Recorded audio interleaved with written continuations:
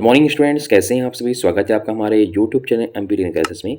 तो स्टूडेंट्स, आज हम आपके लिए जो क्लास 10th के बच्चे हैं उनके लिए जो मैथ्स का एग्जाम होने वाला है 11 तारीख को, उसकी जो गवर्नमेंट एमपी गवर्नमेंट के द्वारा एमपी बोर्ड के द्वारा आपके लिए जो अभ्यास प्रश्न पत्र या प्रैक्टिस सेट जो आपको प्री बोर्ड परीक्षा के भेजे गए थे उसका सेट ए लेके आए। ठीक है, ये बहुत ही इंपॉर्टेंट क्वेश्चन आंसर्स हैं। इसके हम लोग ऑब्जेक्टिव के आपको आंसर्स बताएंगे ताकि आप अगर पेपर में जाएँ तो आपको ये अगर क्वेश्चन अगर आता है तो आप तुरंत आपको बन जाए। ठीक है, तो आपको उनको ध्यान से देखना है, इन क्वेश्चन को आपको उनको पढ़ना है। ठीक है, और उसको याद करके चल जाना है ताकि अगर क्वेश्चन में आता है तो आप उसको तुरंत उसका आंसर दे सकते हैं। ठीक है, तो चलिए स्टार्ट करते हैं सेट ऐसे। इसके बाद हम लोग सेट बी और सी और डी भी लेके आएंगे। साथ में हम लोग आपको ये जो इंग्लिश मीडियम के बच्चे हैं उनके लिए भी आपके लिए ये सेट लेके आने वाले हैं।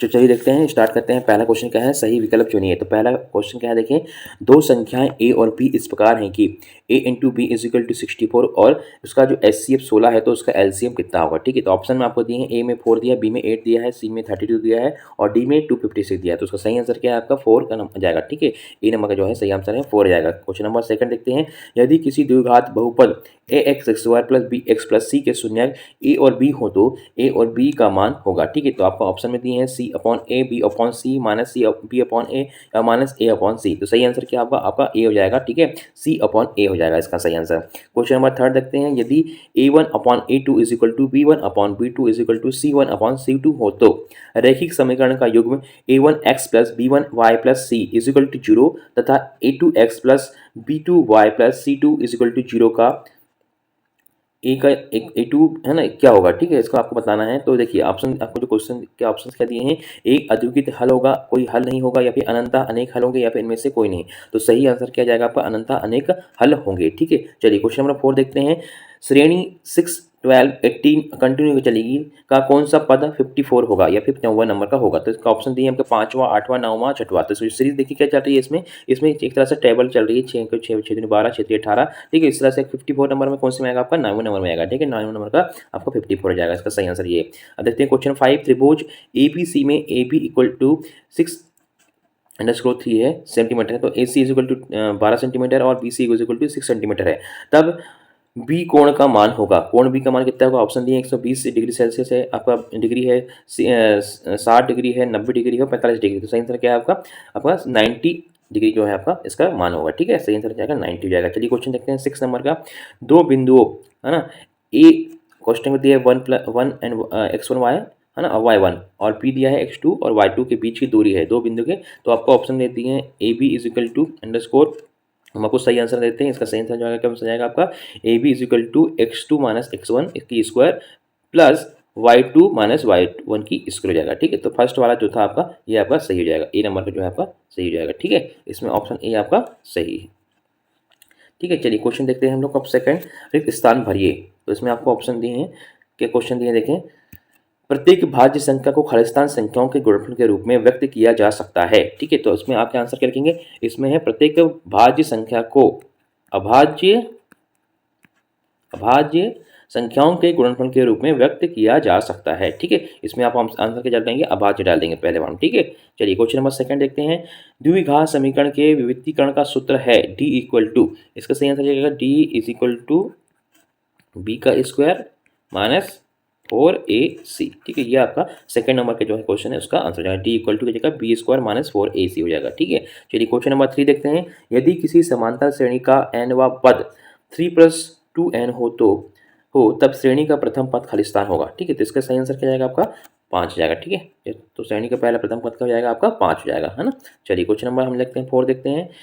4 में क्या दिया हुआ है, दो समान कोणिक त्रिभुजों में उनकी संगत भुजाओं का अनुपात सदैव खालिस्तान होता है। ठीक है, तो इसका सही आंसर क्या है 4 का, दो समान कोणिक त्रिभुजों की उनकी संगत भुजाओं का अनुपात सदैव क्या होता है, समान होता है। क्या होता है, समान हो जाता है। ठीक है, इसका सही हो जाएगा समान। क्वेश्चन नंबर 5 देखिए, 3 मीटर ऊंची मीनार के बाद में 3 मीटर दूर स्थित पर मीनार की चोटी का उन्नयन कोण होगा। ठीक है, तो कितने अंश का होगा ये आपका 45 अंश का होगा। कितने अंश का होगा 45 डिग्री का हो जाएगा। ठीक है, चलिए क्वेश्चन नंबर देखते हैं हम लोग फिफ्थ का हो गया आपका।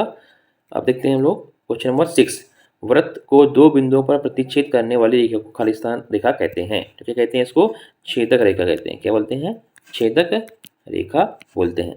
वृत्त को दो बिंदुओं पर प्रतिच्छेद करने वाली रेखा को क्या बोलते हैं, छेदक रेखा बोलते हैं।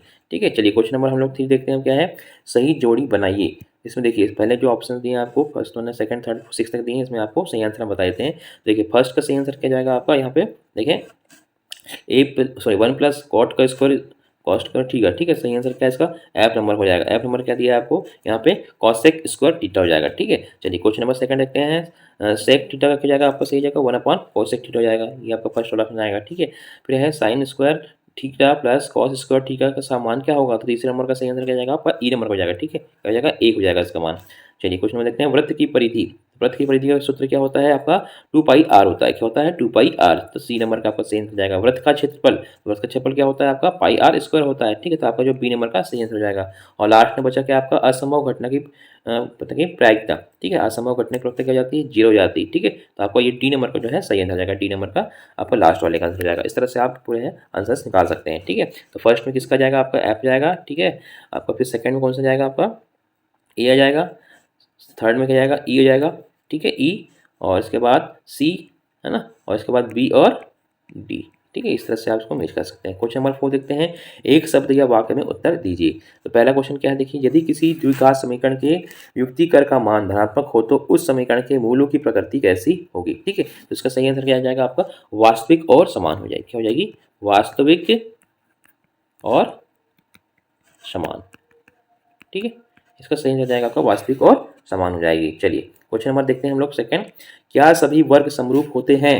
तो सही आंसर क्या है इसका, हाँ होते हैं। क्या होते हैं, सभी वर्ग क्या होते हैं, समरूप होते हैं। ठीक है, चलिए अब देखते हैं क्वेश्चन नंबर 3, वृत्त की स्पर्श रेखा वृत्त को कितने बिंदुओं पर स्पर्श करती है। ठीक है, तो इसका सही हो जाएगा, तीसरा क्या सही हो जाएगा आपका, एक हो जाएगा। ठीक है, वृत्त की जो है स्पर्श रेखा वृत्त को कितने बिंदु पर स्पर्श करती है, एक बिंदु पर स्पर्श करती है। ठीक है, क्वेश्चन नंबर 4 देखें, क्या दिया है, बिंदुओं 1, 4 और 3, 2 को मिलाने वाले रेखाखंड के मध्य बिंदु को निर्देशांक लिखिए, कितने होंगे इसके, उसका हो जाएगा आपका 2 और 3 हो जाएगा। ठीक है, जो फोर्थ नंबर का सब क्वेश्चन का जो सही आंसर लिखा 2 और 3 हो जाएगा। क्वेश्चन नंबर 5 देखें, घनाभ के संपूर्ण पृष्ठ का सूत्र लिखिए।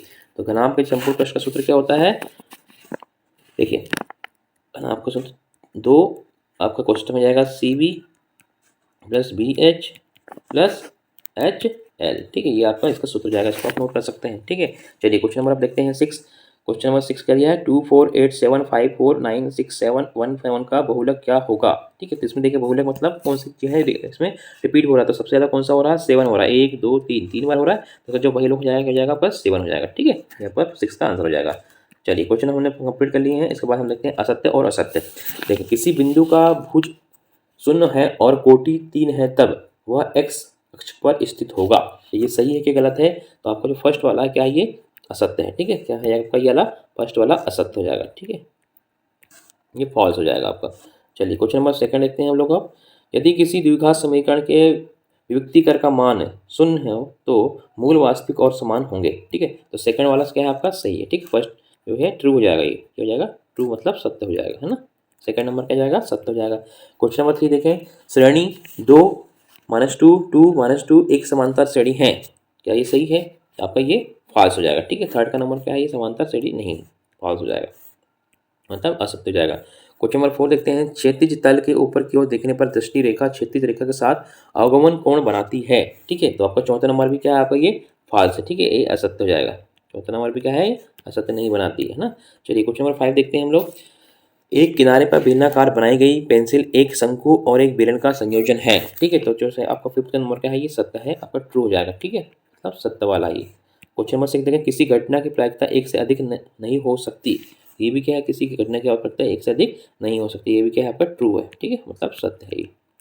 चलिए क्वेश्चन हमने पूरे कंप्लीट कर लिए हैं ऑब्जेक्टिव्स वाले। ठीक है, बाकी जो क्वेश्चंस हैं इनकी जो आपके सॉल्यूशंस हैं आप लोगों को हम PDF फाइल में प्रोवाइड कर देंगे, वो आप डायरेक्टली कहाँ से डाउनलोड कर सकते हैं, डिस्क्रिप्शन बॉक्स में हम लोग लिंक प्रोवाइड कर देंगे, वहाँ से इसको डाउनलोड कर सकते हैं और इनकी हल्स आप देख सकते हैं। ठीक है, साथ में आपको क्वेश्चन पेपर में हम लोग प्रोवाइड कर देंगे, ताकि अगर इसको आपको सॉल्व करना है, आपके पास क्वेश्चन पेपर नहीं है तो इसको देखकर आप क्वेश्चन को सॉल्व कर सकते हैं। ठीक है, ये बहुत ही इंपॉर्टेंट क्वेश्चन हैं आपके मेन एग्जाम्स के पर्पज से, क्योंकि इनमें से ही बहुत सारे क्वेश्चन आपके पूछे जा रहे हैं अभी आपकी जो मेन परीक्षा है उसमें। ठीक है, तो इनको आपको ध्यान से पढ़ना है, ध्यान से देखना है और इनको अच्छे से तैयार करके जाना है। ठीक है, इसके आगे वाले वीडियो हम लोग सेट B और C और D तीनों भी लेके आएंगे, तो ये वीडियो को आप देखें और इसको अधिक से शेयर करें अपने फ्रेंड्स को, और अगर अपने चैनल को सब्सक्राइब नहीं करा तो चैनल को सब्सक्राइब जरूर कर दें, ताकि आने वाले जो वीडियोस है आपको उसको तुरंत मिल जाए। ठीक है, तो वीडियो देखने के लिए बहुत बहुत धन्यवाद, थैंक्स फॉर वॉचिंग।